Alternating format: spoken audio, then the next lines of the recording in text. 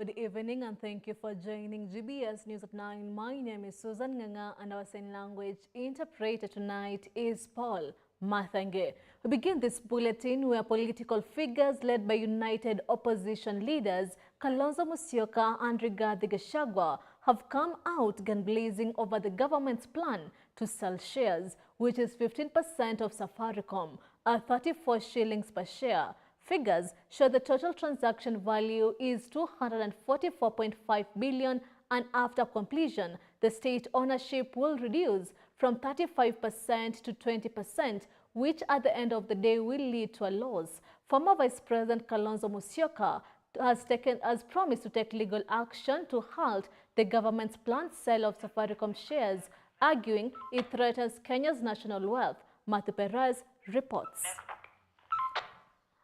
We'll keep you updated on that story later in the bulletin. The 98th edition of the Kenya Music and Cultural Festival Gala unfolded in vibrant color and rhythm today in Uasin Gishu County, drawing thousands of performers and cultural enthusiasts from across the country. The event, hosted at the Eldoret Sports Club, showcased Kenya's rich tapestry of tradition, with communities presenting electrifying cultural dances, traditional folklore, and contemporary artistic expression, as Davis Karani reports.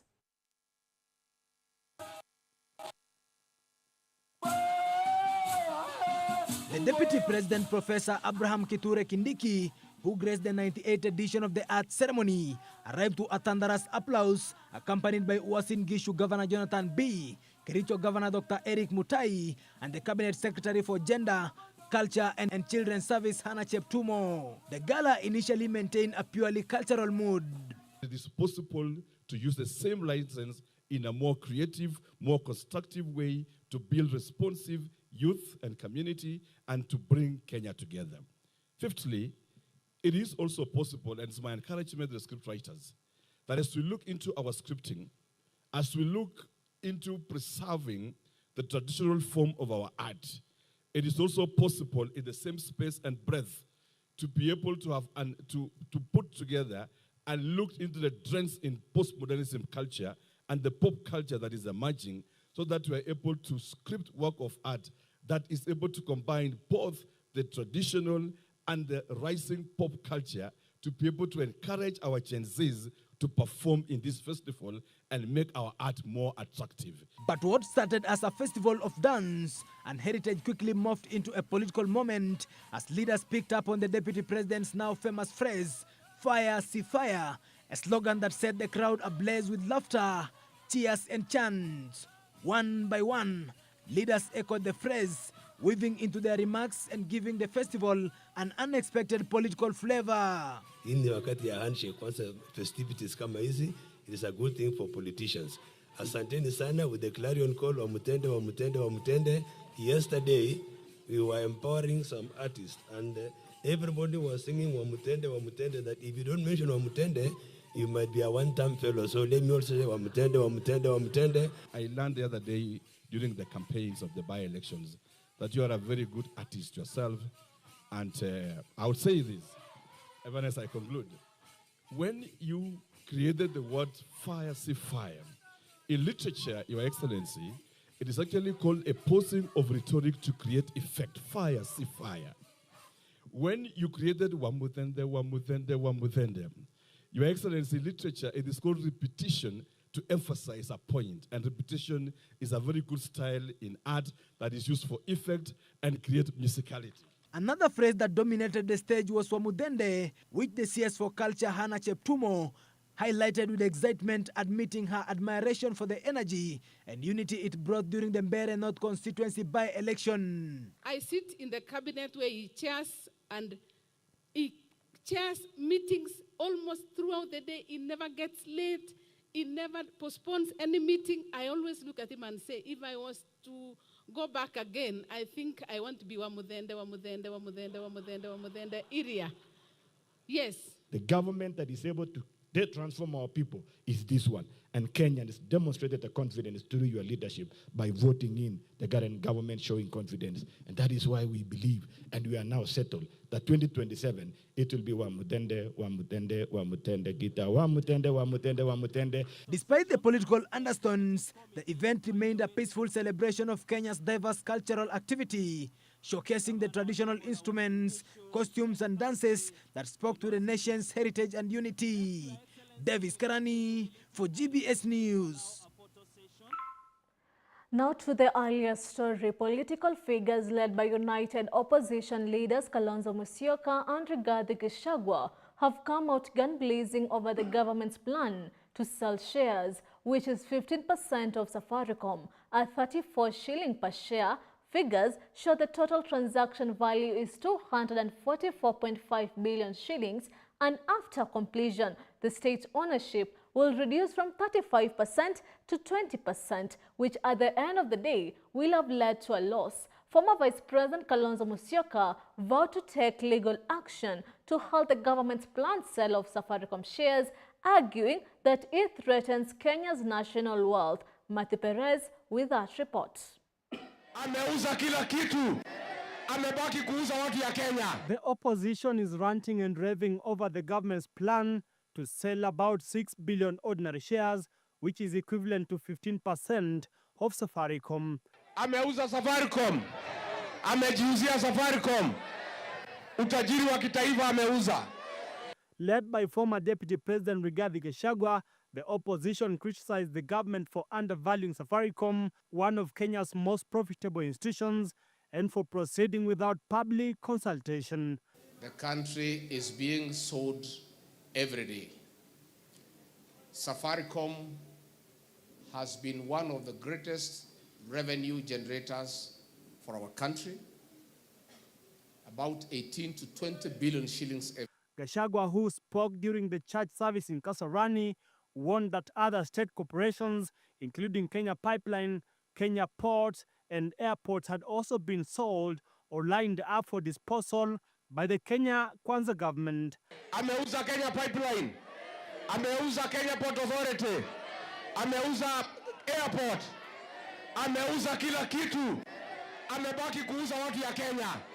His concerns were echoed by WAPA leader Kalonzo Musyoka, who accused President William Ruto's administration of selling the country's assets without proper public participation. Because this is the one parastatal. And we know that as they try to sell this parastatal without public participation, which is a constitutional requirement, it is simply because somebody somewhere wants a cut. And a cut, as Rigiji has explained, one share at 34 shillings, originally now at 72, and you are selling it at 34, you can imagine if you sell it at 50, mnakubaliana, how big is your share? So we are saying we have to stop the stealing, the vandalization of the Kenyan economy and our parastatals. The former vice president added that he met over 100 lawyers ready to file a petition to stop the sale. From Mount Kenya South, and we agreed, 100 of them, and Wakili Ndigunjera was not there, 100 of them are going to file a serious petition to stop the auctioning and the sale of Safaricom Kenya. Since the time we went on air, President William Ruto had not commented on the opposition's grievous demands. Matthew Perez for GBS News. Safaricom. And now to matters education. Education Principal Secretary Julius Bitok has announced that the long-awaited confirmation of teachers currently serving on contract terms will be formally captured in the 2026 national budget, marking a significant policy milestone for the education sector. Bitok said the government is committed to transitioning the teachers to permanent and pensionable terms as part of broader reforms to strengthen staffing, boost morale, and ensure stability in classroom nationwide. His remarks comes amid growing pressure from educators' union and stakeholders who have decried prolonged contractual engagements, calling the move a long overdue step towards improving working conditions and safeguarding the quality of education in Kenya. Teachers of Baringo and teachers of this country, if there is no confirmation of JSS, in January, we are not going to back to class. We cannot get 17,000 shillings. Come January, we shall not go back to class without teachers being confirmed. For the JSS teachers to be employed on permanent and pensionable, it's not a walk in the park. Sio kitu ya kusema kwa chukua hapa confirm.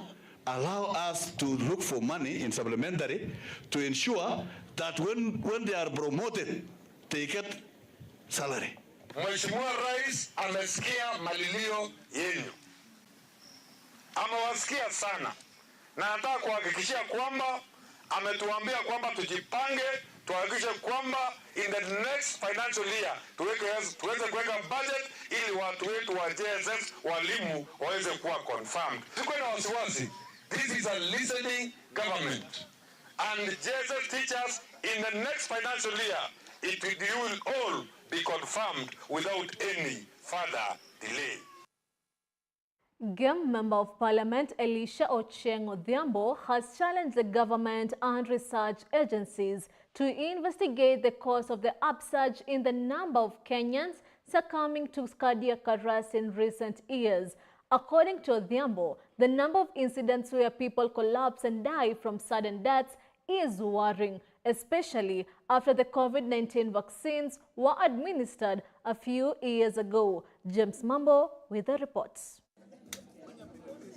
Speaking as St. Kizito, Mutumbu and St. Teresa Catholic churches in Yala, where he presided over fund drives in aid of the parishes, Elisha Odhiambo said that there is suspicion that the vaccines administered during the COVID era could be the cause of the upsurge in sudden death across the country. There are many people collapsing in this country. There are many people who die of cardiac arrest. And the suspicion that maybe the vaccination of COVID may be the one contributing to cardiac arrests. I'm asking KEMRI and doctors in the Republic of Kenya to try and help citizens so that we don't lose people just collapsing as if they're chicken. The MP at the same time sent a message of condolence to the family and friends of the late Festus Amimo, who collapsed and passed on in the weak hours of today. Until his death, Amimo was the head of Mayenga FM, a subsidiary of the Kenya Broadcasting Corporation. Today we are mourning Festus Amimo of Mayenga Station, and he died suddenly. This is why, in my thinking, I believe as a country we can do better in terms of redressing COVID-related effects. Meanwhile, Odhiambo has accused a section of Nyanza politicians of using propaganda and falsehood to undermine the Interior Principal Secretary, Dr. Raymond Omolo. If you are a politician, stay on your lane. If you are a civil servant, continue doing the good work that you're doing. Because I saw the other day people blaming the PS Interior Raymond Omolo of the election in Kasipul Kabondo. In my own orientation, in the last election in Game, Gumbo got more votes than Orengo. Many people who voted for Gumbo and Orengo voted, all of them voted for me. I could not decide for my friends and followers where to vote. And I think it's wrong to insinuate that the PS Interior could have been the reason why there was chaos in Kasipul. That's not true. So I'm asking the politicians, let us protect one of our own. Why do you want Raymond's job to be terminated? For what? What will you gain? The GEM MP lamented that it was shameful that the selfish politicians were working for the downfall of one of their own instead of protecting him. Reporting for GBS News at 9 Stair County, I am James M. Wanjiku. And with that, it is time for us to take a short break. Keep your feedback streaming into our social media platforms at GBS TV Africa. The SMS line is always 21144. We'll be right back.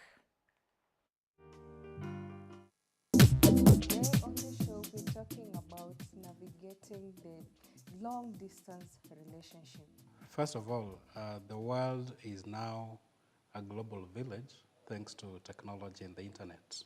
When you talk about relationships, when you talk about love, when you talk about feelings, when you talk about emotions, all these things originate from the heart. I never saw in the Bible where someone was married and then the wife was living far away from them and then there was something that they were building. When it comes to relationships and probably communication, that distance is not a barrier. Yeah.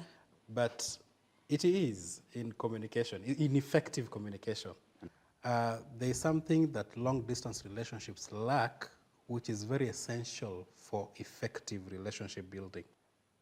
When you're cooking and the tap gets spoiled, do you try to repair it from that point or you run to the main source and then you close it?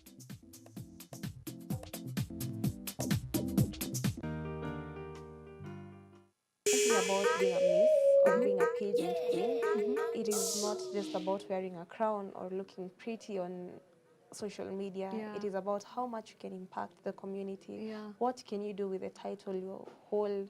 Actually, a young model in the industry. I started modeling this year in school. Oh. Actually, I used to go to International Youth Fellowship where we had a modeling class. I used to study fashion and design, and we had a modeling class. So I am high fashion trained. Yeah. On Instagram, kelly.omuhaya. On TikTok, Miss Omuhaya. Now, tell us about that moment when you had your name that you won Miss Kasarani 2025-2026. What I would like to advise you is keep going. Keep going. Put God first. Be resilient. Be a go-getter. Find joy within yourself. Walk with pride. Chin up. Smile. You are a queen. He who is in you is greater than he who is in the world. That makes me always rise, knowing that I have something that is greater than what people can see. Yeah.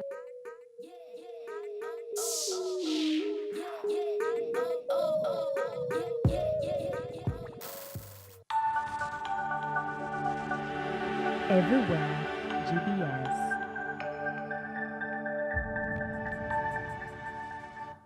Welcome back to the bulletin. And now, Kenya has committed to scale up funding for women-led climate change initiatives, a move aimed at strengthening community resilience and ensuring gender-responsive adaptation strategies. According to Susan Nakumicha, the country's permanent representative of the UN Habitat, Nakumicha said the government is prioritizing investments that empower women at the front line of climate impact, noting that inclusive financing is essential for sustainable environmental action and long-term national preparedness. Let's have a look.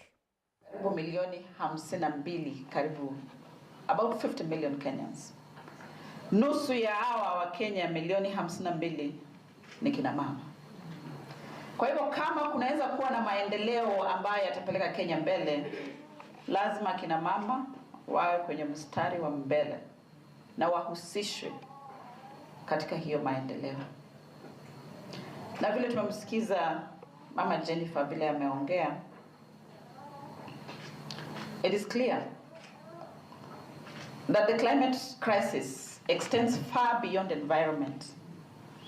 It is a development dilemma.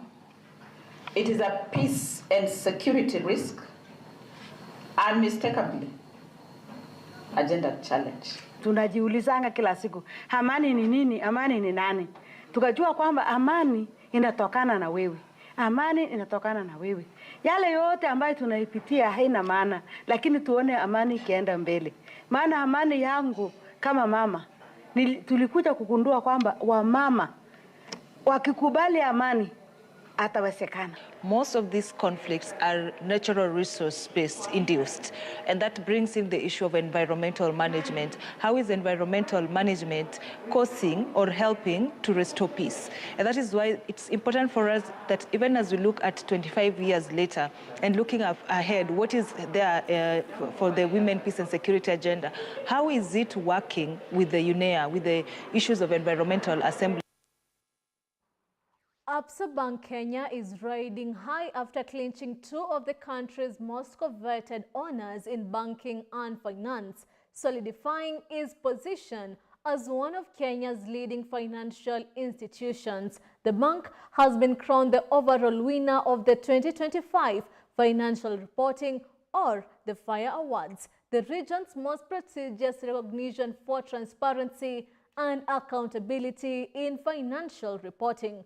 Absa stood out among more than 1,000 participating companies, emerging as the top performer in the private sector category as well as the overall winner for Kenya. Let's have a look.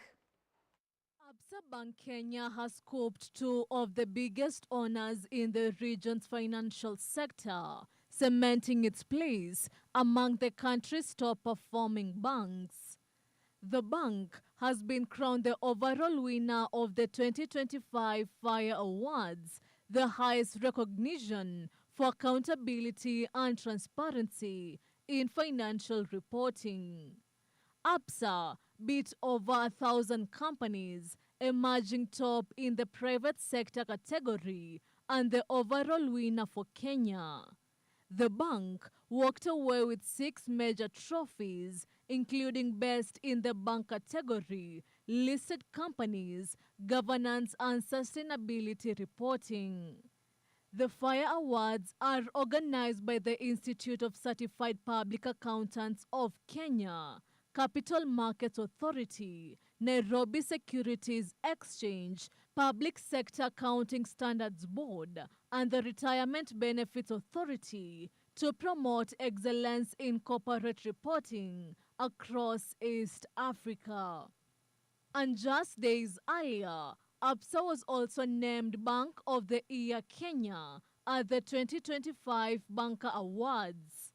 This comes as the bank posted a 9.1% profit increase in the first half of the year, reaching 11.7 billion shillings despite economic pressures and rising loan defaults.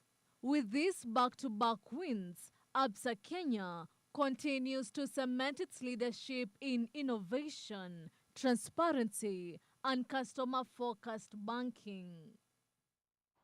And now to some international news. Tanzania has banned nationwide protests planned for December 9th, declaring them illegal due to lack of notification and identified organizers and online calls for open-ended disruption.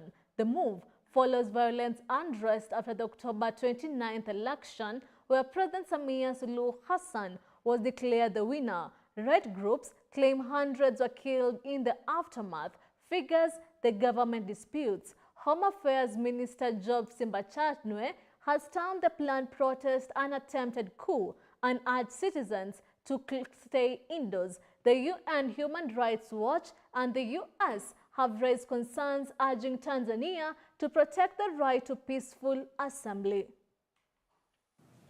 Going to more than 4,000 deaths, thousands injured, and thousands more dragged before courts on trumped-up charges. Families have been denied the dignity of burial, bodies have been disappeared, hospitals have been raided, medical workers are being threatened or abducted for treating the wounded. The targeting of religious orders, including allegations of rape and brutal intimidation, has deepened national trauma. The establishment of lopsided government-controlled commission into violence that is still going on is not an act of accountability. It is the architecture of a cover-up. There is no commitment to independence, impartiality, or truth-telling. Suluhu has already predetermined its findings by branding peaceful mobilization as manufactured. And with that, you have come to the end of the news bulletin. It's always a pleasure having you on board. My name is Susan Nganga, and our sign language interpreter tonight has been Paul Mathenge. Good night.